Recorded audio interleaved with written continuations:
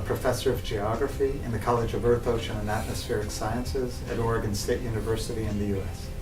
In my mind, I divide the problems of the world's water into two.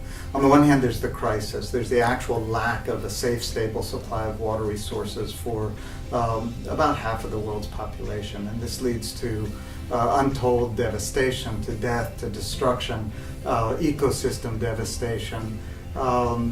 This is a crisis as big as anything that the world faces. In terms of numbers, it's as big as HIV/AIDS and as big as malaria, and it's bigger than anything else. It's bigger than all of the wars in a given year put together. It's bigger than earthquakes and droughts and floods. So the simple lack of access of a safe, stable supply of water resources for people and ecosystems is the global crisis. And that's one, a very physical, destructive force. The other that I work in more is the water conflict, which is the political ramifications of a crisis of this magnitude. So the fact is most of the world's water is shared by 2 or more countries, and even when it's within a country, many different sectors, economic sectors or tribal groups or internal political divisions all have to work together to manage the water resources. And these are two parallel and related sets of dilemmas that I think face the world. It's very difficult. So again, we need to divide the world between the developed world and the developing world. In the developed world, there's adaptability to water variability, to droughts, to floods. You take the 3 most efficient countries, Israel, Singapore, Australia. If you have a drought, you build desalination plants. If you have a drought in one part of the country, you can move water to another part of the country or decide to grow different crops. People don't die because of a lack of access to water. In the developing world, it's much more difficult. In the developing world, oftentimes the state itself can't provide the resources that are necessary for people and ecosystems to thrive. And so then a country is faced with a dilemma.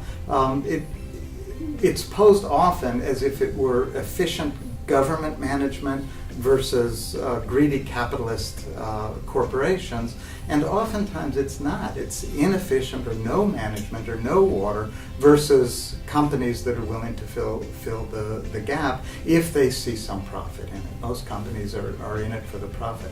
Unfortunately, that profit motive, when you're dealing with something as critical to survival as water resources, ends up complicating the discussions tremendously. And so we've seen places, Cochabamba was a famous example, when water was privatized and the price for water for the poor went up dramatically, and there were political repercussions for that.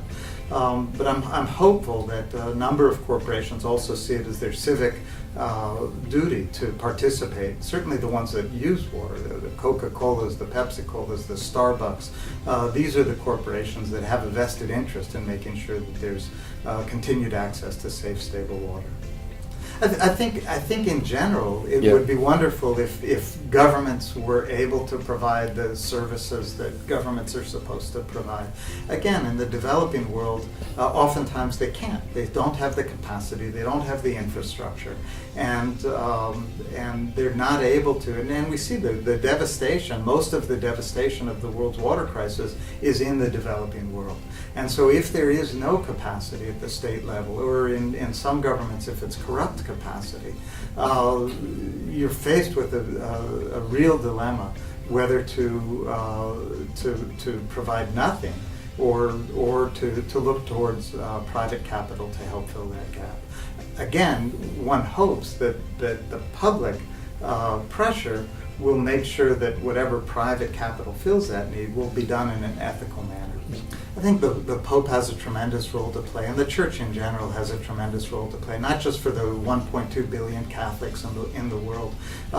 Most of my work is around shared water resources, around countries or different sectors that have conflict with each other. And what's really interesting is that there's tremendous tension and political tension between countries, but there's also quite a rich history of cooperation. So you see India and Pakistan have collaborated, Arabs and Israelis have cooperated, Azeris and Armenians. And these conversations are very, very difficult and oftentimes require the good offices of a third party. And there aren't that many good offices or third parties that are globally respected as the church is in quite a lot of the world.